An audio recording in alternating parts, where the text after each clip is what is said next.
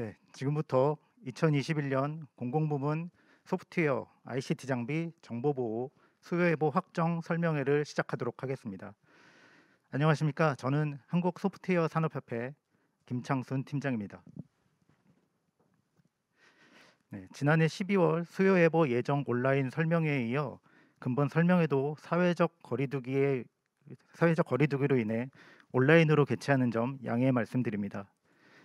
오늘 설명회는 소프트웨어 분야의 수요예보 조사 결과 발표를 시작으로 ICT 장비 그리고 정보보호 분야의 수요예보 조사 결과를 발표하고 이후에 한국지능정보사회진흥원의 금년도 정보화 사업 추진계획 발표가 있으며 마지막으로 지난해 말 전면 개정된 소프트웨어 진흥법의 주요 개정 내용을 소개하는 순서로 진행할 예정입니다. 또한 설명회 후반에 실시하는 수요예보 이용자 활용도 조사에 참여해 주시는 분들께 커피 쿠폰을 지급해 드릴 예정이오니 끝까지 함께 해주시면 감사하겠습니다. 그럼 설명회에 앞서 이번 설명회를 주최한 과학기술정보통신부의 소프트웨어 산업과 강영석 사무관님의 인사 말씀이 있겠습니다.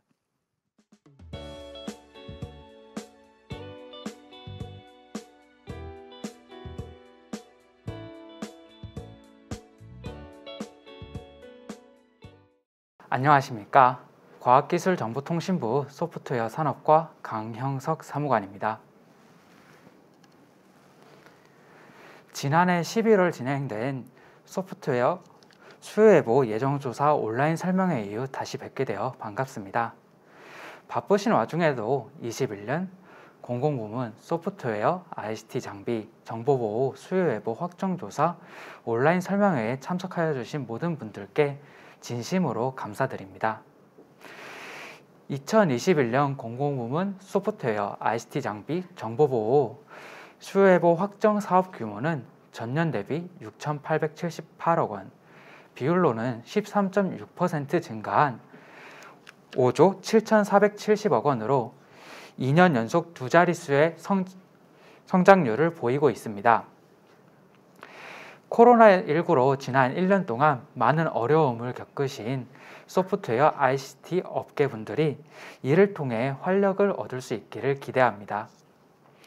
또한 정부는 소프트웨어 ICT 산업이 지속적으로 성장하고 공공사업에서 죗값을 받을 수 있도록 20년 만에 전면 개정되어 지난해 12월부터 시행 중인 소프트웨어 진흥법의 현장 안착을 위해서 앞으로도 노력해 나가겠습니다. 21년도 공공부문 소프트웨어, ICT 장비, 정보보호, 수요예보 확정조사에 관한 자세한 내용은 이후 발표할 내용을 참조하여 주시기 바랍니다. 오늘 설명회에 참석하여 주신 모든 분들께 다시 한번 감사드리며 여러분의 가정에 건강과 행복이 가득하시길 기원하겠습니다. 감사합니다.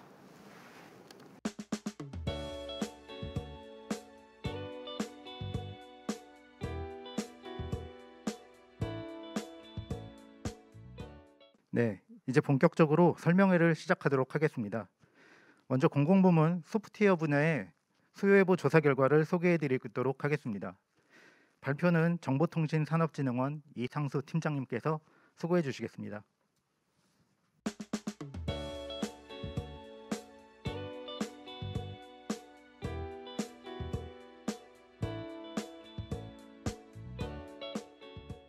안녕하세요. 방금 소개받은 정보통신산업진흥원 이상수 팀장입니다.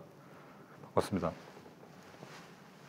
그럼 지금부터 21년 공공부문 소프트웨어 사업 수요예보 확정 온라인 설명회 결과에 대해서 말씀드리겠습니다. 차례는 조사 개요, 그 다음에 조사 결과, 그 다음에 결과 확인 방법에 대해서 말씀드리겠습니다. 먼저 조사 개요입니다. 본 조사의 법적 근거는 소프트웨어 진흥법 제41조 소프트웨어 사업의 수요 예보가 되겠습니다. 목적은 공공부문의 소프트웨어 사업 추진 계획을 소프트웨어 기업하시는 분들께 제공함으로써 소프트웨어 기업하시는 분들이 마케팅을 지원하고 궁극적으로는 소프트웨어 산업을 육성하기 위함입니다. 조사는 2021년 1월 27일부터 2월 28일까지 국가기관 등 총 2,230개 기관을 대상으로 하였습니다. 소프트웨어 진흥법에 의거 설치된 소프트웨어 산업 정보 시스템을 통한 온라인 조사로 조사를 하였고요. 주체는 과학기술정보통신부, 주관은 정보통신산업진흥원, 수행은 한국소프트웨어산업협회에서 수행하였습니다.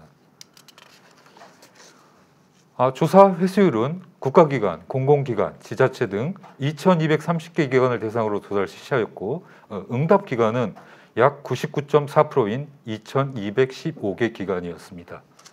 조사기관 응답자 수는 지자체, 공공기관, 국가기관, 교육기관 순서로 나타났습니다. 두 번째 조사 결과에 대해서 말씀드리겠습니다. 첫 번째는 소프트웨어 사업 추진 계획입니다. 연도별 소프트웨어 사업 추진 계획입니다. 총 사업 금액은 약 5조 7,470억 원 규모로 조사되었습니다. 그 주요 원인은 주요 중앙부처의 지속적인 대형 차세대 시스템 추진으로 전년 대비 두 자리 숫자인 13.6%가 증가되었습니다. 이는 2020년 그리고 2021년 연속 2개년 연속 두 자릿수 증가를 보이고 있습니다. 기간 유형별 소프트웨어 사업 추진 계획입니다. 공공기관이 2조 4,850억 원, 비중으로는 43.2%가 되겠습니다. 가장 높게 나타났고요. 다음으로는 국가기관이 2조 3,160억 원으로 40.3% 비중으로 나타났습니다. 발주 시기별 소프트웨어 사업 추진 계획입니다. 올 2021년 상반기 소프트웨어 사업 금액은 4조 8,772억 원으로 전체의 84.9%를 차지하고 있습니다. 특히 1분기 소프트웨어 사업 금액은 3조 7,496억 원으로 전체의 약 65%를 차지하고 있습니다. 두 번째는 소프트웨어 구축 추진 계획을 말씀드리겠습니다. 연도별 소프트웨어 구축 추진 계획은 사업 금액으로는 4조 3,111억 원 규모로 올해 처음으로 4조 원대 진입을 하였습니다. 사업 수는 8,091건이며 사업당 평균 금액은 약 5.3억 원으로 조사되었습니다. 기간 유형별 소프트웨어 구축 추진 계획을 살펴보면요. 사업 수는 지자체가 3,862건으로 가장 높았고 공공기관, 국가기관, 교육기관 순으로 나타났습니다. 사업 금액 규모로 보면 공공기관이 2조 981억 원으로 가장 높은 순서를 차지했고요. 이어서 국가기관, 지자체, 교육기관 순으로 나타났습니다. 또한 사업당 평균 금액 규모는 국가기관이 약 15억 원으로 가장 높았고요. 이어서 공공기관, 교육기관, 지자체 순으로 조사되었습니다. 발주 시기별 소프트웨어 구축 추진 계획입니다. 상반기 소프트웨어 사업 금액은 4조 752억 원으로 전체의 94.5%를 상반기에 발주하게 조사되었고요. 특히 1분기 소프트웨어 사업 금액은 3조 3,738억 원으로 전체의 78.2%를 차지하는 것으로 나타났습니다. 사업 유형별 소프트웨어 구축 추진 계획입니다. 사업 수는 시스템 운영 및 유지 관리 사업이 5,959건으로 전체 사업 74.6%를 차지했고요. 사업 금액 규모는 시스템 운영 및 유지 관리 사업이 2,714억 원으로 전체 예산의 52.7%를 차지했습니다. 또한 사업당 평균 금액 규모는 소프트웨어 개발 사업이 11.2억 원으로 가장 높은 조사를 나타냈고요. 이어서 데이터베이스 구축 사업, 시스템 운영 환경 구축 순으로 나타났습니다. 사업 금액별 소프트웨어 구축 추진 계획입니다. 모두에 말씀드린 대형 차세대 사업 등 증가로 전년 대비 40억 이상에서 80억 미만 사업은 35.2%를 차지했고요. 80억 이상 사업은 20.2% 증가한 것으로 나타났습니다. 이어서 소프트웨어 구축 추진 계획의 탑5에 대해서 말씀드리겠습니다. 조사 기간 중 국방부가 3,222억 원으로 소프트웨어 구축 사업 금액 가장 큰 것으로 나타났고요. 이어서 한국지역정보개발원, 한국교육학술정보원, 국토교통부, 국가정보자원관리원 순이었습니다. 소프트웨어 구축 사업 유형별 추진계획 탑5는 정보화 전략계획 수립 부분에서는 한국지역정보개발원, 소프트웨어 개발 사업에서는 역시 한국지역정보개발원, 그다음에 시스템 운영 및 유지 관리는 국방부, 시스템 운영 환경 구축은 국민건강보험공단, 그다음에 디지털 콘텐츠 개발 서비스는 경기도청, 데이터베이스 구축은 국토교통부 순으로 넘버 1 자리를 차지했습니다. 전년 대비 소프트웨어 구축 금액 증가 탑5를 살펴보면요. 한국지역정보개발원이 전년 대비 2,881억 원으로 전년 대비 748억 원이 증가한 것을 순으로 한국전력공사, 국방부, 한국교육학술정보원, 외교부 순으로 조사되었습니다. 세 번째는 상용 소프트웨어 구매 계획을 말씀드리겠습니다. 연도별 상용 소프트웨어 구매 계획은 구매 금액으로는 3,652억 원 규모로 전년 대비 13.7% 증가했습니다. 그리고 참고삼아 저희들이 전년 대비해서 계속적으로 상용 소프트웨어 구매 금액은 증가하는 추세를 보이고 있는 것으로 나타났습니다. 기간 유형별 상용 소프트웨어 구매 계획입니다. 공공기관의 상용 소프트웨어 구매 금액이 1,251억 원으로 가장 높은 순으로 나타났고요.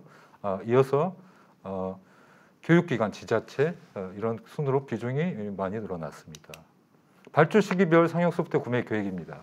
상반기 상용 소프트웨어 구매 금액은 2,545억 원으로 전체 약 70%를 차지하며 특히 1분기 상용 소프트웨어 구매 금액이 1,629억 원으로 전체의 약 44.6%를 차지하는 것으로 조사되었습니다. 제품 분류별 상용 소프트웨어 구매 계획입니다. 개인 및 사무용 소프트웨어 구매 계획이 1,299억 원으로 가장 많았으며 이는 전체 예산 35.6% 비중입니다. 상용 소프트웨어 구매 계획 탑5를 살펴보면요. 조사 기간 중 우정사업정보센터가 336억 원으로 소프트웨어 구매 금액이 가장 큰 것으로 나타났고요. 이어서 보건복지부, 서울시 교육연구정보원, 대법원, 국방부 순이었습니다. 전년 대비 상용 소프트웨어 구매 계획 증가 기간 탑5를 살펴보면요. 우정사업정보센터, 보건복지부, 대법원, 부산시 교육연구정보원, 공영 홈쇼핑 순이었습니다. 조사 결과 네 번째 소재지별 소프트웨어 사업 추진 계획을 말씀드리겠습니다. 소재지별 소프트웨어 사업 추진 계획은 지역별로 서울이 1조 9,805억 원으로 가장 많았고요. 이는 전체 예산의 34.5% 비중입니다. 다음으로 대전광역시 10.4%, 세종특별자치시 10% 순으로 나타났습니다. 마지막으로 본 조사 결과에 대한 결과 확인에 대해서 안내해 드리겠습니다. 소프트웨어 진흥법에 의거해서 설치된 소프트웨어 산업정보 시스템 주소는 swit.or.kr입니다. 여기에 접속하시고 첫 화면을 보시면 공공 소프트웨어 수요 예보 폴더가 나옵니다. 이것을 클릭하게 되면요. 보시는 것처럼 일괄 다운로드 엑셀 자료를 받으실 수 있습니다. 소프트웨어 기업에게 공공 소프트웨어 사업 부분이 많은 역할이 돼서 코로나로 에러를 많이 겪고 계신 기업들이 보다 더 발전되는 기초 기반 인프라가 되었으면 하는 바람을 이상으로 인사를 마치겠습니다. 감사합니다.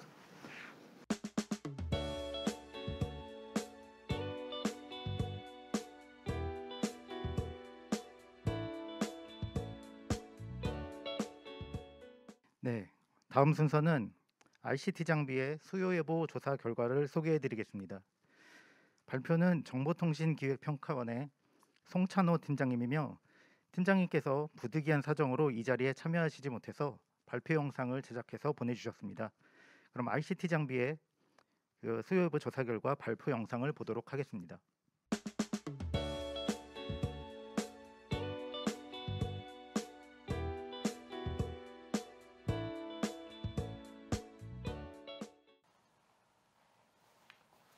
안녕하십니까. 정보통신기획평가원 기반학산팀장 송찬호입니다. 지금부터 2021년 공공부문 ICT 장비 수요 예보 확정 조사 결과에 대해서 발표를 드리도록 하겠습니다. 지금부터 2021년 공공부문 ICT 장비 수요 예보 확정 조사 결과에 대해서 설명을 드리도록 하겠습니다. 설명드릴 순서는 조사 개요에서부터 연도별 ICT 장비 구매 계획 순으로 설명을 드리도록 하겠습니다. 먼저 조사 개요입니다. 동조사에 대한 추진 근거는 정보통신진흥 및 융합 활성화 등에 관한 특별법 제28조와 제29조에 근거를 하고 있고, 조사 내용으로는 금년도 발주 예정인 ICT 장비 구매 추진 계획에 대한 확정 조사 결과가 내용이 되겠습니다. 조사 대상으로는 중앙행정기관, 지방자치단체 및 공공기관 등 총 2230개 기관을 대상으로 지난 1월부터 2월까지 조사가 되었습니다. 먼저 회수율입니다. 총 2230개 기관을 대상으로 조사를 하였고, 이 중 2217개 기관이 응답해서 회수율은 99.4%를 나타내고 있습니다. 기관 유형별로 잠깐 살펴보면 국가기관은 약 98.9% 회수율을, 공공기관은 99.5%, 지자체가 가장 높은 99.8%, 마지막으로 교육기관은 97.6%의 회수율을 나타내고 있습니다. 다음으로 금년도 ICT 장비 구매 계획에 대해서 세부적인 내용을 설명을 드리겠습니다. 먼저 금년도 ICT 장비 구매 계획은 전년 9,785억 원 대비 9.4% 증가한 1조 707억 원으로 집계가 되었습니다. 제품 분류별로 보면 컴퓨팅 장비가 6,271억 원으로 약 58.6%를 나타냈고, 다음으로 네트워크 장비가 3,903억 원, 방송 장비가 532억 원 규모로 각각 조사가 되었습니다. ICT 장비를 도입하는 기관 유형별 예산을 보면 국가기관이 약 5,070억 원으로 가장 높게 나타났고, 지방자치단체가 2,971억 원, 공공기관이 2,617억, 교육기관이 49억 원 순으로 조사가 되었습니다.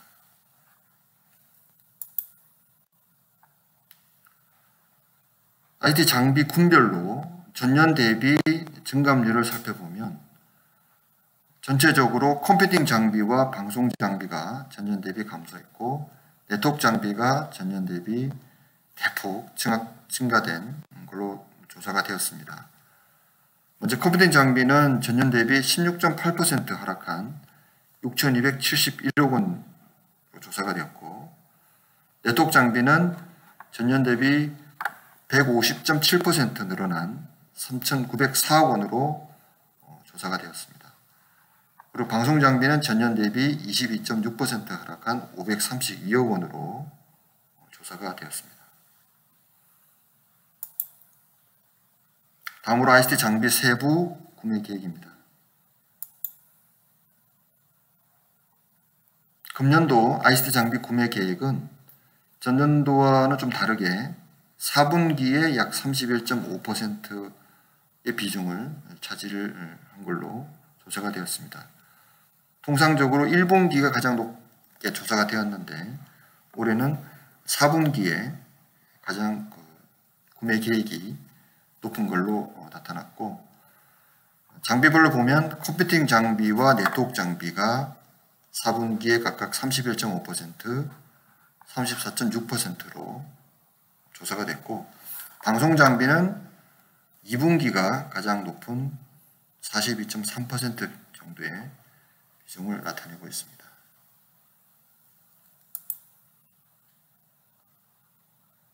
이 중 먼저 컴퓨팅 장비에 대한 주요 기관의 구매 사업을 간단하게 설명을 드리면, 국방부는 주 전산기 사업으로 약 670억 원 정도의 사업을 추진할 걸로 조사가 되었고, 대법원은 노후 전산장비 교체라든지 DB 서버 관련된 사업으로 약 한 82억 정도의 예산 규모를 나타내고 있습니다.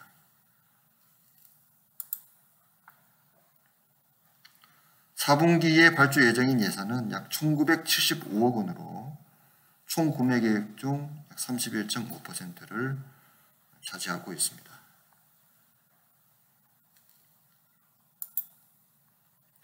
세부 품목별 컴퓨팅 장비의 구매 계획으로 보면 서버는 4분기, 그리고 스토리지는 2분기, 백업 장비와 기타 컴퓨팅 장비가 각각 1분기에 집행 계획이 가장 높은 걸로 조사가 되었습니다. 컴퓨팅 장비의 세부 장비 분류별로 구매 금액 상위 기간에 대한 분기별 구매 계획을 표로 정리를 했습니다. 간단하게 살펴보시면 기타 컴퓨팅 장비 관련돼서 경북교육청에서 1분기에 약 190억 정도의 구매 계획을 보였고, 서버 관련해서는 국방부가 2분기에 약 350억 규모, 그리고 국가정보자원관리원이 4분기에 858억 원 규모의 서버를 도입할 걸로 조사가 되었습니다. 세부적인 내용은 본표를 참고하시면 되겠습니다. 다음으로 네트워크 장비입니다. 네트워크 장비 내용 중에서 국방부에서 약 암호 장비 사업에 792억 원, 교환기 사업으로 346억 원을 사업이 있는 걸로 조사가 되었고, 한국인터넷진흥원이 악성 코드 탐지 시스템 관련으로 약 40억 원 정도의 규모의 사업을 진행할 걸로 조사가 되었습니다. 역시 네트워크 장비도 4분기가 가장 비중이 높은 34.6%를 보였고, 2분기가 33.3%, 그리고 3분기가 16.4%, 1분기가 15.7%로 조사가 되었습니다. 세부 품목별로 살펴보면 전송 장비와 스위치가 각각 2분기, 그리고 라우터는 1분기, 무선 장비는 4분기, 보안 장비와 기타 장비가 2분기에 가장 비중이 높게 조사가 되었습니다.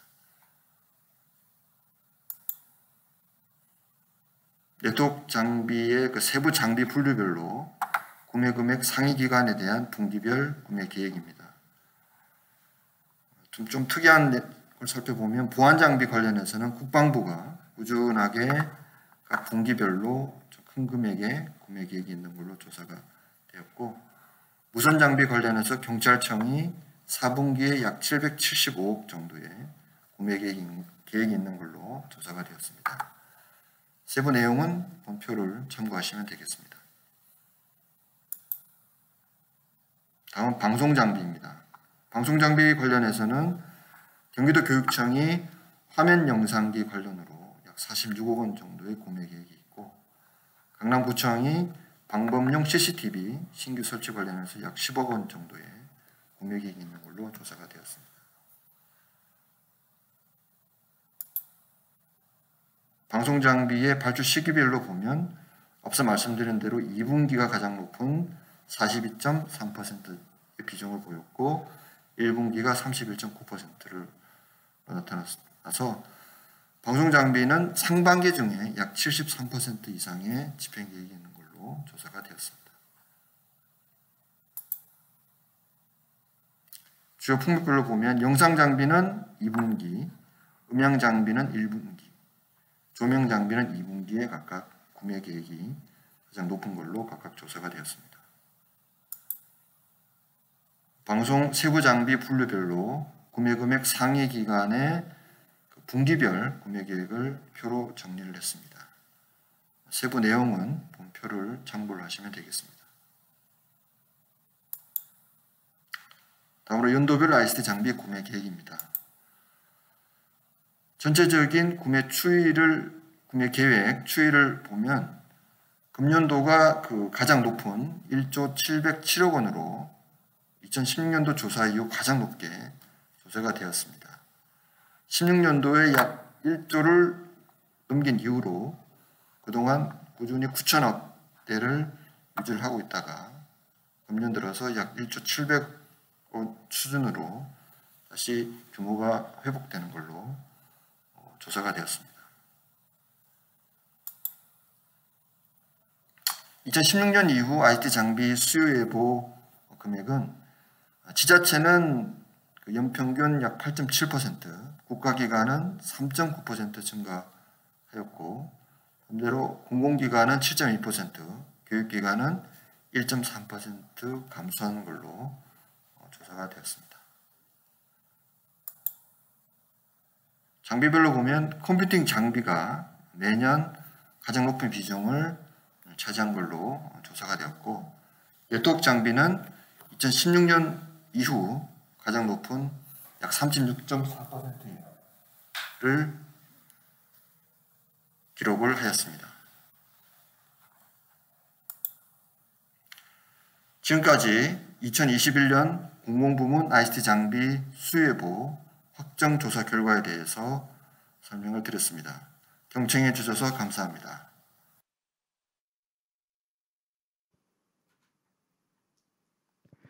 네, 계속해서 정보보호 분야의 수요예보 조사 결과를 소개해 드리도록 하겠습니다. 발표는 한국인터넷진흥원의 변순정 팀장님께서 소고해 주시겠습니다.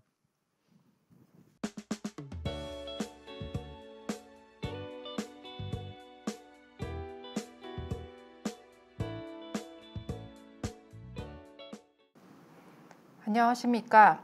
한국인터넷진흥원 보안산업진흥팀장 변순정입니다. 오늘 2021년 공공부문 정보보호 수요예보 조사 결과에 대해 간략히 말씀드리도록 하겠습니다. 오늘 발표는 조사 개요, 주요 결과, 그리고 결과 확인 순으로 말씀드리겠습니다. 동조사는 정보보호 기업이 관련 시장을 예측하고 투자를 확대할 수 있도록 공공부문의 정보보호 구매 수요를 파악하여 정보를 제공하는 것을 목적으로 하고 있습니다. 정보보호 산업의 진흥에 관한 법률 제6조 구매 수요 정보의 제공을 법적 근거로 하고 있습니다. 2021년 공공부문 정보보호 수요예보 조사는 국가, 공공기관, 지자체, 교육기관 등 2,580개 기관을 대상으로 21년 1월 27일부터 2월 28일까지 온라인 및 전화조사의 방법으로 진행되었습니다.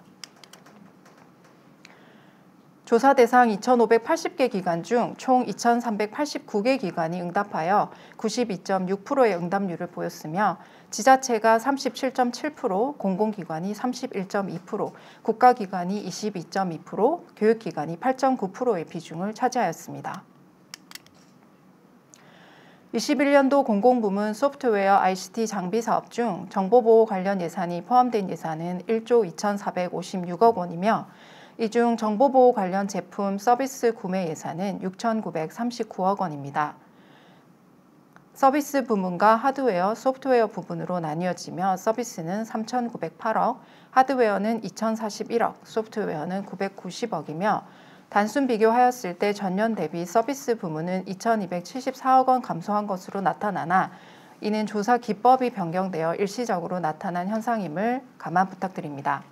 하드웨어는 720억, 소프트웨어는 264억 원이 증가하였습니다. 다음으로는 주요 결과에 대해 말씀드리겠습니다. 국가기관 2,731억, 공공기관 2,539억, 지자체 1,407억, 교육기관 262억으로 총 6,939억 원이며 비중은 국가기관이 39.3%, 공공기관이 38.6%로 높게 나타났습니다. 건수로는 지자체가 2,176건, 공공기관이 1,704건으로 각각 46.7%와 36.5%를 차지하였습니다. 구매 시기별 구매 계획입니다. 구매 시기는 1분기가 60.7%, 2분기가 20.9%로 81.6%가 상반기에 구매할 계획을 나타내었으며 3분기에 9.9%, 4분기에 8.5%로 조사되었습니다. 유형별로는 서비스 부분이 3,908억 원, 하드웨어가 2,041억 원, 그리고 소프트웨어가 999억 원으로 나타났고요. 구매 건수로는 서비스가 2,041건으로 가장 높게 나타났습니다. 예산 규모별로는 정보보안 서비스가 52.9%, 정보보안 제품이 38.3%, 물리보안 제품 및 서비스가 각각 8.8%로 나타났는데요. 정보보안 제품은 2,659억, 그리고 정보보안 서비스가 3,672억으로 전체의 80%가 넘는 비중을 차지하고 있습니다. 이는 건수를 보아도 마찬가지인데요. 정보보안 제품이 2,364건, 정보보안 서비스가 1,674건으로 역시 80%가 넘는 비중을 차지하고 있습니다. 정보보호 제품별 구매 계획입니다.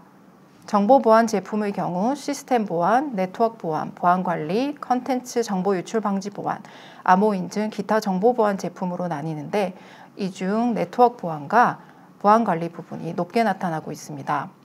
물리보안 제품은 CCTV와 접근 제어, 알람 모니터링, 바이오 인식, 기타 물리보안 제품으로 나뉘는데 CCTV와 접근 제어가 90% 이상의 비중을 차지하고 있습니다. 정보보호 서비스별 구매 계획입니다. 주요 정보보안 서비스로는 유지관리, 보안관제, 기타 정보보안 서비스 순이며 주요 물리보안 서비스로는 출동보안과 영상보안 서비스 순으로 나타났습니다. 다음으로는 결과 확인입니다. 3월 말에 정보보호산업진흥 포털에서 조사 결과를 상세하게 확인하실 수 있습니다. 이상 발표 마치겠습니다. 감사합니다.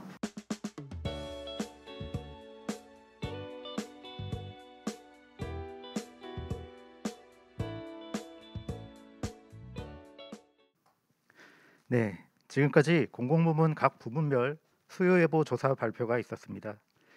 다음은 한국지능정보사회진흥원에서 디지털 누질 성과와 계획에 대해서 소개해 드리도록 하겠습니다. 발표는 한국지능정보사회진흥원의 우창환 책임연구원님께서 수고해 주시겠습니다.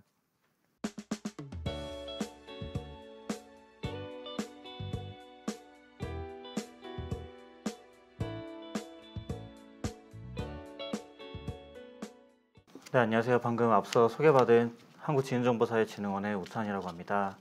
사실은 한국지능정보사회진흥원이라는 이름보다는 한국정보화진흥원이라는 이름으로 더 친숙하실 텐데요. 저희가 지난해 12월에 국가정보화기본법이 지능정보화기본법으로 개정이 되면서 한국지능정보사회진흥원으로 이름을 다시 명명을 하게 되었습니다. 그래서 보다 익숙했던 한국정보진흥원보다는 지능정보사회진흥원의 직원으로서 다시 한번 인사를 드리겠습니다. 제가 오늘 발표를 맡은 부분은 저희 한국정보화진흥원, 한국지능정보사회진흥원이 추진하고 있는 디지털 뉴딜에 대한 전반적인 상황과 그리고 올해 계획하고 있는 사업에 대해서 간략하게 소개를 드리려고 합니다. 사실 저희는 지난 올해 1월 28일 과기정통부소관의 디지털 뉴딜 사업 설명회에서 저희 해당 내용을 발표한 바가 있습니다. 뿐만 아니라 지난 2월 16일에는 관계부처 합동의 디지털 뉴딜 사업 설명회를 통해서 저희 원을 비롯한 유관기관 그리고 타 부처의 기관에서 진행하고 있는 디지털 뉴딜에 대한 사업 설명을 진행한 바가 있습니다. 지금 제가 말씀을 드리는 부분은 올해 계획 같은 부분에서도 제가 좀 간략하게 설명을 드릴 것이다 보니까 저희 한국정보화진흥원 대표 홈페이지 또는 디지털 뉴딜 대표 홈페이지에 사업 설명회 자료를 보시면 보다 자세한 내용을 확인하실 수 있을 겁니다. 좀 서론을 좀 장황하게 말씀을 드렸는데요. 이제부터 본격적으로 제 발표를 시작하도록 하겠습니다. 저희 발표의 구성은 전반적인 디지털 뉴딜에 대해서 말씀을 드리고요. 그 다음에 지능정보원이 작년에 추경 사업을 통해서 디지털 뉴딜 추진한 성과와 시장 반응에 대해서 소개를 드리려 합니다. 그리고 마지막으로는 저희 NIA가 추진하고 있는 21년도 주요 사업에 대한 개괄적인 내용을 설명드리고 발표를 마치고자 합니다. 먼저 디지털 뉴딜에 대해 말씀을 드리겠습니다.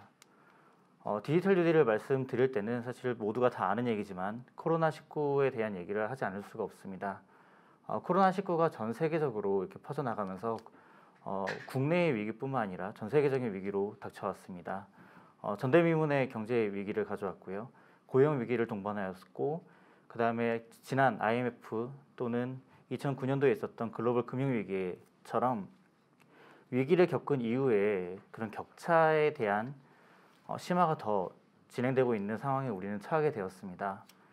이러한 위기 속에서 저희가 디지털 뉴딜을 구상을 하게 되면서 작년 4월부터 저희는 포스트 코로나 또는 코로나 위기에 대응하기 위한 전략을 수립하기 시작했습니다. 대한민국의 방역은 세계 최고의 수준이라고 검증을 받은 바가 있습니다.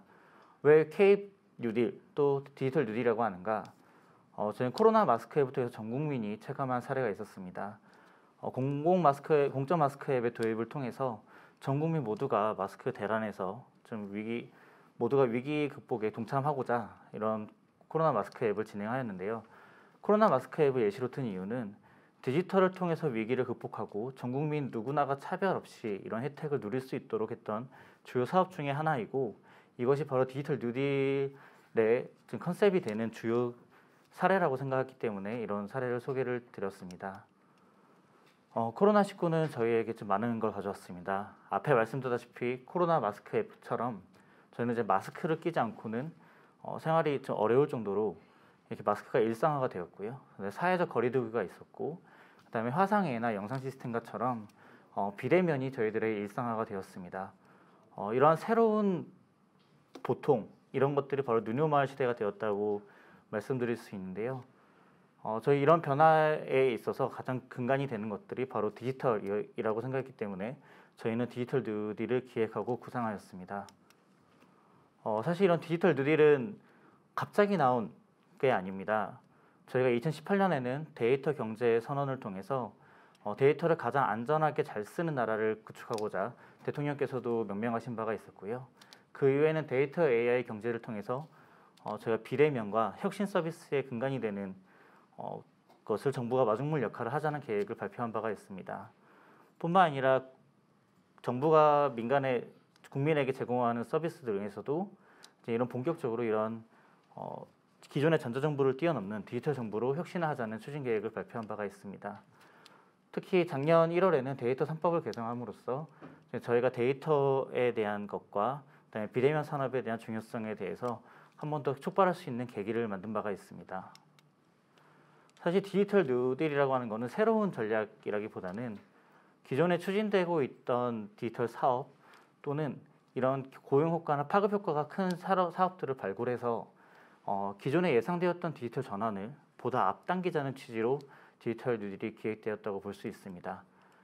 제가 디지털 뉴딜이 처음 발표되었을 때 기존에 하고 있던 사업들을 망라해서 모아놓은 것이 아니냐라는 지적도 있었지만 그 기존에 하던 사업들 중에서도 고용 효과가 크고 경제적인 그 성장 효과가 큰 사업들을 모아서 대규모로 추진한다거나 아니면 당초에 계획되었던 연도보다 보다 앞당겨서 이 사업을 완수하고자 하는 사업들도 다수가 포함되어 있기 때문에 그런 지적에 대해서도 저희는 이제 이런 효과를 보다 다이나믹하게 보여줌으로써 증명을 하고자 합니다.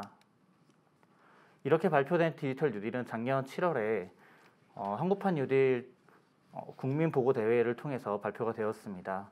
특히 DNA 생태계 강화, 데이터, 네트워크, AI 생태계를 강화하고 교육 인프라 디지털을 전환하며 비대면 산업을 육성하고 SOC, 그러니까 생활의 근간이 되는 SOC를 디지털화해서 우리가 이런 그 위기의 상황에 대해서 언제든지 극복할 수 있는 근간을 만들고 혁신 성장으로 나아갈 수 있는 근간을 만들고자 하였습니다. 다음은 저희가 20년도에 디지털 뉴딜을 추진하면서 국민이 체감할 수 있는 성과와 실제로 시장의 반응은 어땠는지를 살펴본 바가 있습니다. 이 말씀을 드리기 앞서서 저희가 이제 중점적으로 추진해왔던 사업들에 대해서 소개를 드리려고 합니다. 디지털 뉴딜에서 저희가 핵심 과제나 대표 과제로서 데이터 댐을 말씀드리고 있습니다. 데이터 경제 선언 이후에 빅데이터 플랫폼 및 네트워크 구축 사업을 본격화하였고요. 인공지능 학습용 데이터 구축 사업을 대폭 확대해서 저희가 국민의 혁신 서비스를 나올 수 있도록 기업들을 지원하고 신규 서비스를 발굴할 수 있도록 대규모 예산을 마중물 역할을 하고 있는 사업들이라고 할 수 있습니다. 뿐만 아니라 저희가 기존의 회복 탄력성, 그러니까 위기 상황이 왔을 때 다시 정상 궤도로 돌아가기 위한 회복 탄력성을 확보하기 위한 인프라 고도화 사업도 추진한 바가 있었고요. 그다음에 지능형 정부, 그러니까 디지털 정부를 보다 가속화하고 국민들이 보다 체감할 수 있는 서비스를 제공하기 위해서 지능형 정부 사업도 저희가 추진을 하고 있습니다. 뿐만 아니라 근간이 되는 SOC 디지털화도 진행을 하고 있으며 이러한 디지털에 대한 혜택이 사각지대가 없도록 진행될 수 있도록 디지털 포용 사업, 전국민 디지털 역량 강화 교육을 진행하고 있습니다. 저희가 이런 사업들을 추진하면서 대규모 일자리를 창출하고자 하는 소기의 목적을 꾸준히 이어가고 있습니다. 먼저 민간에서 일자리를 창출할 수 있는 계기를 만들어 주었는데요. AI 학습용 데이터 구축 사업의 경우에는 클라우드 소싱이라는 방식을 통해서 대규모의 일자리를 창출할 수 있는 방법을 마련하였습니다. 이를 통해서 AI 학습 구축 사업에서만 크라우드 소싱 방식으로만 3만 1,000여 명에 달하는 일자리를 창출했고 저희가 직접 사업을 운영하면서 일자리를 창출한 경우도 디지털 배움터의 강사 서포터즈 4,600여 명의 일자리와 공공데이터 청년 인턴 6,300여 명의 일자리 등을 만드는 쾌거를 거두었다고 볼 수 있습니다. 그 다음엔 아까 말씀드렸던 대표 사업인 데이터댐 사업이 산업계의 지각 변동을 일으킨 디지털 전환의 변곡점이라고 표현할 수 있는 기점을 만들었습니다. AI 학습용 데이터 구축 사업에만 278개 컨소시엄이 참여를 했고요. 1950여 개 기업 기관이 지원을 해가지고 저희가 이 업체들이 기존의 소프트웨어나 SI 기업들이 본격적으로 AI나 데이터 사업으로 추진할 수 있는 계기를 만들어 주었습니다. 뿐만 아니라 클라우드 소싱 플랫폼이라고 하는 것들을 기업들이 적극적으로 도입하게 함으로써 1년여 사이에 무려 2배가 넘는 기업이 증가했다라고 말씀드릴 수 있습니다. 저희가 이런 데는 소프트웨어나 SI 기업들이 많이 참여하실 거라고 생각을 했는데 저희 예상과는 다르게 기존의 전통 산업들도 많이 참여를 해서 특히나 의료계나 이런 부분에서는 대형 병원들이 참여하는 등 꼭 IT 기업이 아닐지라도 산업의 경계를 허물면서 데이터댐 사업에 참여하는 사례를 볼 수 있었습니다. 대표적인 예로 사실 더돈비즈온이라고 하는 회사가 있었습니다. 근데 저희가 이제 중소기업의 대출이나 이런 걸 받을 때 여신 지원을 통해 검증할 수 있는 것들을 이 기업이 운영하고 있는 ERP라든지 이런 시스템에서 얻을 수 있는 데이터로 산정할 수 있도록 지원해 줌으로써 혁신 금융 서비스로 지정받은 바가 있습니다. 뿐만 아니라 클라우드에 대해서도 저희가 적극적으로 투자를 해왔습니다. 과제를 중요성을 명시를 해왔고요. 그래서 작년에는 1,200개 기관의 정보 시스템 전수조사에서 민간 클라우드로 전환할 수 있는 시스템 수를 전수조사한 바가 있습니다. 약 18만여 대의 정보 시스템을 식별하였는데 이 중에서 클라우드 전환 대상이 되는 것들은 약 1만 3천 정보 시스템이 있는 것으로 확인되었습니다. 저희가 25년까지는 이러한 시스템들을 전면적으로 민간 클라우드로 전환할 수 있도록 공공 또는 민간 클라우드로 전환할 수 있도록 사업을 추진해 나갈 예정입니다. 그리고 아까 말씀드렸다시피 디지털 인프라를 지속적으로 고도화해 왔습니다. 양자 암호 통신 인프라 시범을 구축하였고 그다음에 5G MEC 기반의 융합 서비스를 발굴하여 중소기업이 참여할 수 있는 기회를 보다 확대하려고 하였습니다. 뿐만 아니라 학교 무선망을 조기 구축하고 그다음에 공공 와이파이를 품질을 좀 더 고도화하는 등의 이런 회복 탄력성 강화에 보다 주력을 하였습니다. 특히 아까 말씀드렸던 학교 무선망 구축 사업 같은 경우에서는 저희가 제안서 평가 시에 국산 제품에 대한 것과 그다음에 지방 중소기업의 참여를 명시를 함으로써 향후 추진되고 있는 11만 대의 AP 장비에 대해서 100% 국산화를 도모하였고요. 그다음에 지방 중소기업의 참여율을 명시함으로써 가점이나 이런 것들을 제안 평가상에 명시를 함으로써 지방 중소기업들이 참여할 수 있는 기회를 보다 향상시켰다고 볼 수 있습니다. 학교 무선 환경 구축으로 중소기업이 활력을 되찾을 수 있는 시장을 조성한 바가 있다고 말씀드릴 수 있겠습니다. 마지막으로 디지털 뉴딜의 완성은 디지털 포용으로 가능합니다. 저희가 이렇게 인프라를 깔고 데이터를 만들고 혁신 서비스를 만들려고 해도 국민들이 이런 디지털을 활용할 줄을 모르는 경우가 생길 수 있습니다. 최근에 유튜브를 통해서 박막내 할머님이 키오스크를 활용하지 못하는 사례들도 있었는데요. 이런 것들을 미연에 방지하고 우리가 만들어 놓은 서비스 또는 디지털 혜택들을 모든 국민이 사각지대 없이 누릴 수 있도록 저희는 디지털 포용 사업들을 진행해 왔습니다. 특히 전국민 디지털 역량 강화 사업에 같은 경우에는 디지털 배움터를 전국에 1,076개소를 선정함으로써 42만 8만여 명이 디지털 역량 교육을 받을 수 있도록 지원한 바가 있습니다. 뿐만 아니라 디지털 배움터에는 강사나 서포터즈가 채용이 되어서 양질의 일자리를 제공한 바가 있습니다. 마지막으로 제가 21년 주요 사업에 대해 간략하게 설명을 드리려고 합니다. 먼저 대표 사업으로 인공지능 학습용 데이터 구축 사업에 대해 설명을 드리겠습니다. 지금 현재 발표 자료에는 기술혁신과 산업혁신 분야라고 이렇게 적혀 있는데요. 현재는 이게 규모가 좀 더 확대가 돼서 분야에 대해서 다시 재논의를 하고 있지만 기존의 150종을 구축 예정이었던 것을 보다 확대를 해서 올해 추진될 예정입니다. 뿐만 아니라 빅데이터 플랫폼 및 네트워크 구축 사업이 있습니다.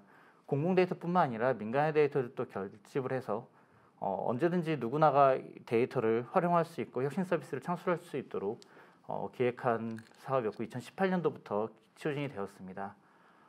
그래서 작년까지 구축되어 있던 16개의 빅데이터 플랫폼에 150개 센터까지도 포함을 해서 올해는 30개의 빅데이터 센터를 추가로 구축할 예정입니다. 여기에는 총 150억 원 이상이 지원될 예정이고요. 개인정보보호법의 개정에 따라서 가명정보 결합에 대해서 저희가 컨설팅을 진행함으로써 누구나 가명정보를 결합하고 활용할 수 있도록 지원할 예정입니다. 세 번째는 공공데이터 청년 인턴십입니다. 중앙지방자치단체 공공기관의 청년 인턴을 배치해서 공공데이터의 개방, 품질 개선, 수집 등의 업무를 지원하는 사업인데 특히 이 사업은 다음에 말씀드릴 공공데이터 기업 매칭 사업과 연계를 해서 NIA와 수요기관, 그리고 공급기관의 3자 협약을 통해 이 사업들이 연계를 해서 효과를 좀 더 키울 수 있도록 지원할 예정입니다. 총 청년 인턴십은 7,600여 명의 인턴을 채용을 하고 400억 원 규모로 공공기관에 민간기업을 매칭할 수 있도록 예산을 지원할 예정입니다. 그리고 디지털 지편전 통합 플랫폼을 구축할 예정입니다. 저희가 사용하고 있는 도서관 DB, 교육 콘텐츠, 박물관, 미술관 실감 콘텐츠 등을 연계를 해서 국민 누구나가 이런 지식 정보에 접근할 수 있도록 구축할 계획을 가지고 있습니다. 그리고 행정공공기관 정보시스템 클라우드 전환 통합인데요. 저희가 앞에 성과에서 말씀드렸다시피 전수조사를 통해서 총 전환 대상 정보시스템을 총 13,000여 개로 선정한 바가 있습니다. 그래서 2025년까지는 10,000여 개의 정보 시스템을 클라우드로 전환하고 통합하는 작업을 시작할 예정이고요. 각 기관들이 여기에 참여할 수 있도록 클라우드 전환과 관련된 비용을 일정에 따라 단계적으로 지원을 할 예정입니다. 그리고 인프라 구축 같은 경우에는 양자안무통신 인프라 구축을 진행하고 있습니다. 공공 분야와 민간 분야의 양자 시범망을 구축하고요. 저희가 국가 시험망 사업으로 이제 코렌을 실증한 바를 바탕으로 해서 좀 더 확대해서 진행할 예정입니다. 특히 민간 분야에서는 의료와 산업 분야뿐만 아니라 최근에는 금융 등에서도 이런 수요를 제기한 바가 있어서 보다 사업이 확대될 것으로 기대되는 바가 있습니다. 그리고 5G 융합 서비스 발굴 및 공공 선도 적용입니다.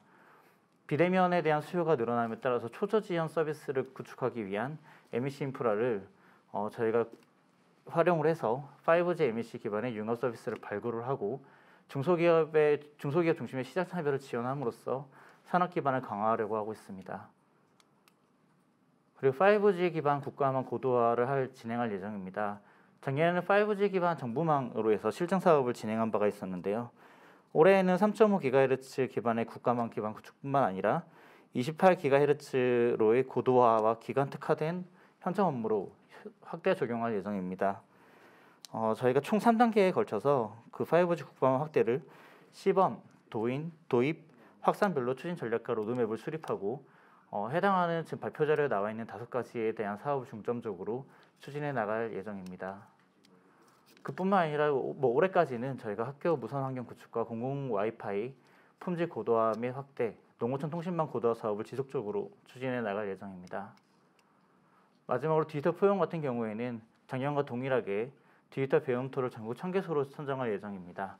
다만 여기에는 사업자뿐만 아니라 기초지자체의 참여를 독려하기 위해서 3자 협약 방식으로 계획을 추진해 나갈 예정입니다. 뿐만 아니라 제안평가서상에 지역 교육 전문 기업 또는 사회적 기업 등과 협력을 할 경우에 가점을 주는 등의 방안을 해서 지역 경제에도 이바지하는 방안도 함께 지금 논의를 하고 있는 상황입니다. 그리고 디지털 배움터 교육 콘텐츠 32종을 개발하고 디지털 배움터의 플랫폼을 구축함으로써 강사 및 서포터즈 또는 교육을 수강하고자 하는 사람들도 모두가 편리하게 운영할 수 있는 사업자를 선정해서 이 사업을 진행해 나갈 예정입니다. 저희가 20년도에 사업을 추진해서 성과를 만들었지만 향후에는 좀 더 국민이 체감할 수 있는 성과 창출에 더 힘을 쓰기 위해서 부처와 많은 협의를 하고 있고요. 그다음에 많은 수요가 있을 경우에는 저희 NIA 쪽으로 언제든지 의견을 주시면 저희가 사업에도 반영할 수 있도록 최선을 다해 국민 모두가 체감할 수 있는 성과를 창출할 수 있도록 최선을 다하겠습니다. 감사합니다.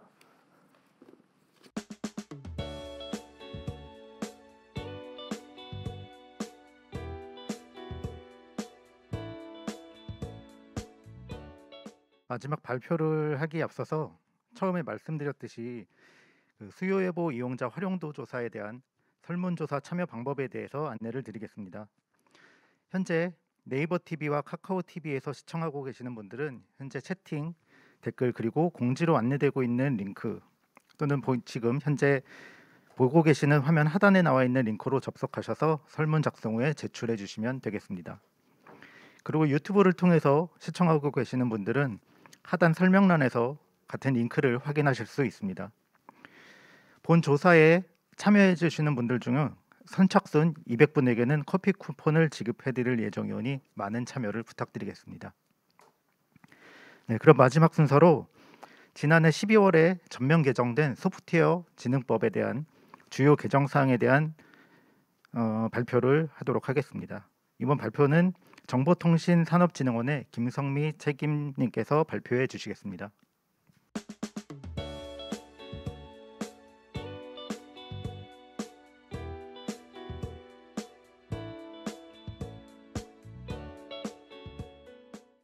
안녕하십니까. 정보통신산업진흥원 소프트웨어 시장환경 개선팀의 김성미입니다. 아시다시피 작년 12월 소프트웨어 진흥법이 20년 만에 전면 개정되었습니다.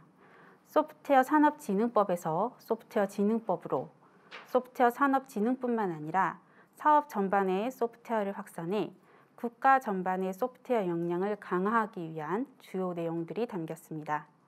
오늘은 소프트웨어 사업자분들이 주로 궁금해하시는 공공 소프트웨어 사업 선진화 방안과 관련된 제도 중심으로 주요 개정 내용을 설명드리고자 합니다. 소프트웨어 진흥법에는 불합리한 발주 관행으로 인한 소프트 기업의 수익 저하, 개발자들의 근로 환경 악화 등 소프트웨어 산업 발전 저해 요소를 개선하여 공공 소프트웨어 제값받기 환경 개선을 위한 다양한 제도가 마련되었습니다. 또한 공공 소프트웨어 사업의 민간 투자를 활성화하기 위한 민간 투자형 소프트웨어 사업 제도도 마련되었습니다. 각각의 내용은 상세 페이지에서 자세히 설명드리도록 하겠습니다. 소프트웨어 진흥법이 전면 개정되면서 관련 고시도 전면 개편이 이루어졌습니다. 특히 공공 소프트웨어 사업과 관련된 고시의 변화를 주의 깊게 살펴봐 주시기 바랍니다. 기존 다수의 지침에 분산되어 규정됨에 따라 관련 규정을 일일이 찾는 것이 번거로우셨다면 이제는 5개의 고시가 통합된 소프트웨어 사업 계약 및 관리 감독에 관한 지침을 먼저 확인해 주시는 것도 좋은 업무 팁이 될 것 같습니다. 그럼 주요 세부 내용에 대해서 설명드리도록 하겠습니다. 불합리한 발주로 인한 잦은 과업 변경을 걱정하셨다면 이 제도 변경을 주목하여 주시기 바랍니다. 드디어 과업심의위원회의 설치 의무화 규정이 마련되었습니다. 과업 변경뿐만 아니라 이제는 발주 전 국가기관 등이 발주하는 모든 소프트웨어 사업은 과업심의위원회를 통해 과업 내용의 확정을 심의받아야 합니다. 또한 국가기관 등은 특별한 사정이 없을 경우 과업심의위원회의 심의 결과를 계약에 반드시 반영하여야 합니다. 특별한 사정은 이하 표를 참조해 주시기 바랍니다. 다음은 원격지 개발 우대 요건이 추가되었습니다.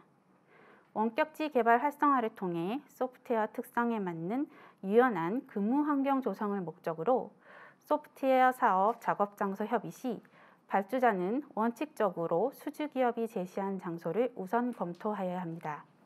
다만 발주자는 제안 요청서 작성 시 보안 요구 사항을 명시하여야 하고 공급자가 요구된 보안 요구 사항을 준수하여 작업 장소를 제시하는 경우에 한해 우선 검토 대상하도록 되어 있습니다. ISMS, SP 등을 보유한 보안 품질 우수 기업 등에 대해서는 원격 개발을 우대하는 조항도 포함되었습니다. 우대 요건에 대해서는 오른쪽에 표를 참조해 주시기 바라고요. 발주 기간 내 개발자 상주에 따른 체제 비용 절감 등 소프트웨어 사업자의 수익 강화에 도움이 되리라 기대합니다. 공공 소프트웨어 사업이 제때 발주하여 사업자의 적정 사업 기간을 보장하는 적기 발주 전수 관리 제도가 도입되었습니다. 소프트웨어 개발 사업을 추진하는 경우 과업심의위원회가 적정 사업 기간을 산정하되 1억 원 이하 소프트웨어 개발 사업은 국가기관 등의 장이 산정이 가능합니다. 의무 대상 예외 사업에 대한 질의가 많으신데요. 컨설팅, BPR, ISP 사업, 운영 유지 관리, 시스템 운영 관리 구축 사업, 디지털 콘텐츠 제작 사업 등은 의무 대상 예외 사업에 포함됩니다. 다만 주의하실 점은 소프트웨어 개발 사업을 포함하는 경우 위 의무 대상 예외 사업도 의무 대상 사업이 될 수 있다는 점은 유의하여 주시기 바랍니다. 또한 1억 원 이상의 소프트웨어 개발 사업의 적기 발주 전수 관리를 위해서 적기 발주 시스템을 구축 운영하도록 하였습니다. 발주 기간은 차년도 소프트웨어 개발 사업의 내용, 예산 사업 기간, 예상 발주 시기를 시스템에 입력하고 과기정통부는 해당 사업의 발주 상황 관리를 수행하도록 하였습니다.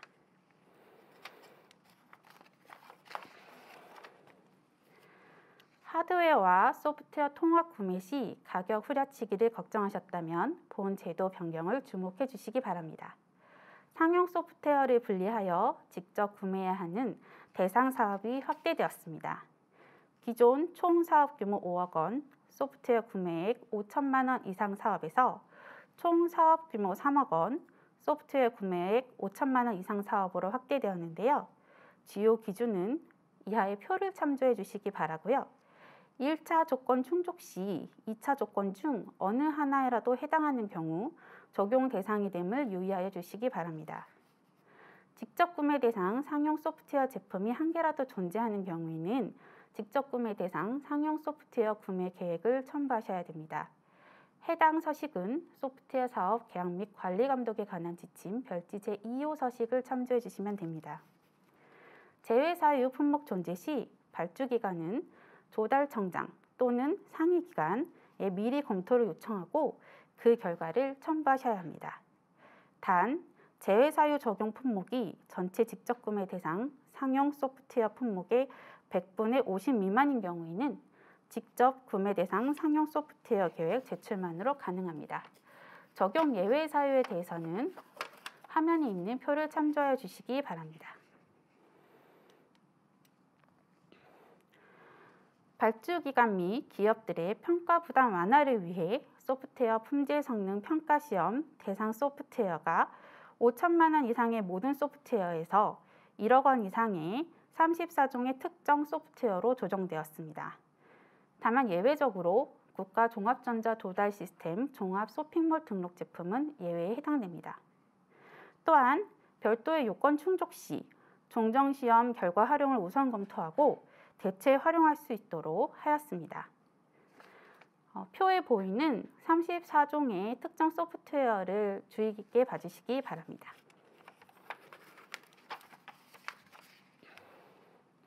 소프트웨어 업계의 불공정 계약 환경이 우수 인력의 소프트웨어 산업 유출 및 소프트웨어 산업의 경쟁력을 저해하는 요인으로 적용한다는 지적이 많았습니다.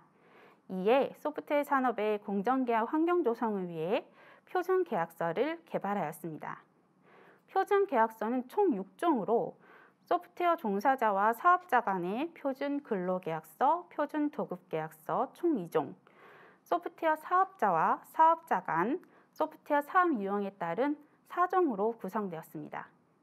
소프트웨어 표준계약서는 과업 내용의 확정 방법 시기, 계약 금액 기간 변경, 손해배상, 하자 범위와 판단 기준 등을 명시하고 있으며 소프트웨어 사업 현장 활용 확산을 위해서 소프트웨어 기업이 표준 계약서를 활용할 경우 5점 이내의 인센티브를 부여하도록 고시에 담았습니다.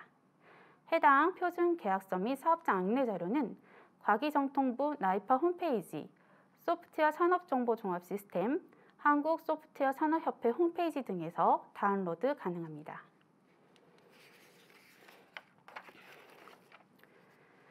그간 민간투자형 사업은 사회기반시설에 대한 민간투자법에 따라 추진되어 왔지만 하드웨어 등 시설을 포함하지 않는 소프트웨어 사업은 동법에 적용 대상이 아니어서 실질적으로 추진이 어렵다는 문제점이 있었습니다.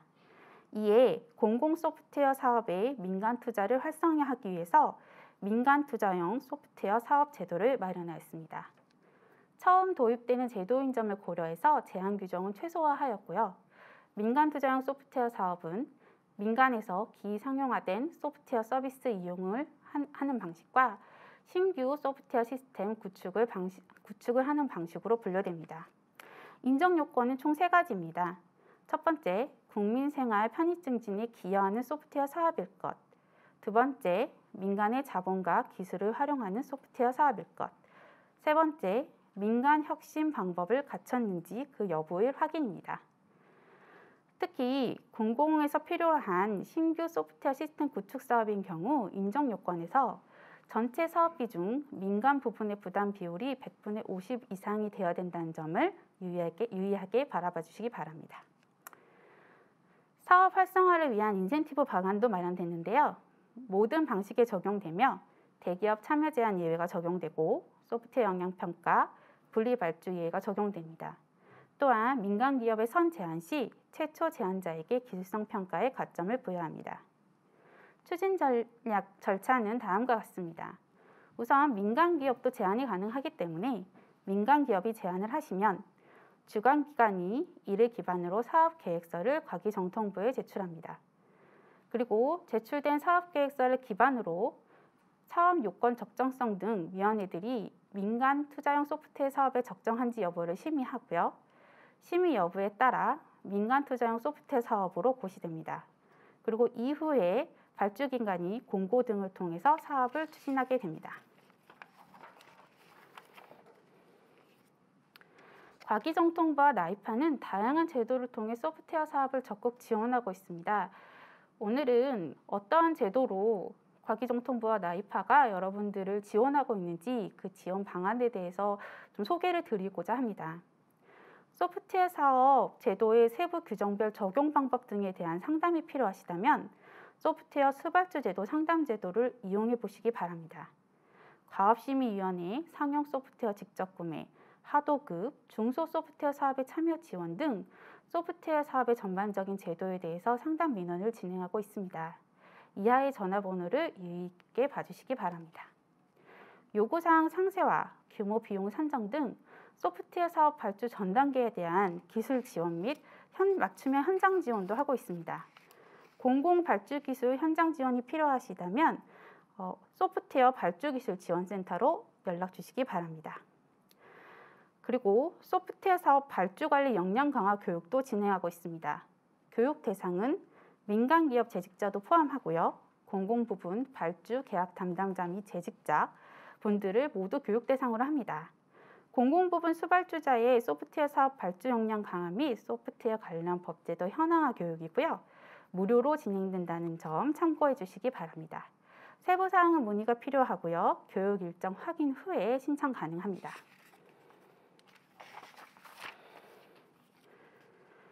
불공정 공공발주 관행과 민간발주의 불공정 사례 등을 민간합동 모니터링 단위에 제보도 가능하십니다. 제보 방법은 전자메일, 전화 모두 가능합니다. 소프트웨어 하도급 불공정 거래 행위에 따른 분쟁의 신속하고 자율적인 해결을 원하신다면 한국소프트웨어산업협회에 설치되어 있는 하도급 분쟁조정위원회를 활용해 주시는 것도 방법입니다. 그 외에 소프트웨어 산업 관련 법령 고시와 매뉴얼 및 가이드라인을 보고 싶으시다면 소프트웨어 산업 정보 시스템을 활용하시면 법령 자료실 등에 신규로 만들어진 가이드라인이 올라가 있으니 이 부분 참조하시면 업무에 도움되실 거라 생각합니다. 그 외에 소프트웨어 법제도 문의, 소프트웨어 사업 영향평가, BMT, 법제도 준수 의견서 문의 등 다양한 문의를 받고 있는 문의처가 있습니다. 문의처 확인을 위해서 잠시 화면을 멈추겠습니다. 멈추는 동안 주의 깊게 봐주시고 필요한 정보가 있으시면 메모해 두시는 것도 좋을 것 같습니다.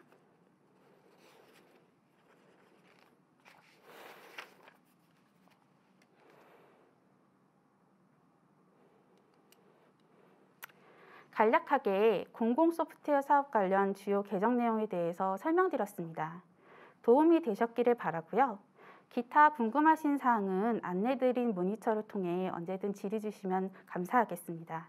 지금까지 끝까지 경청해 주셔서 감사합니다.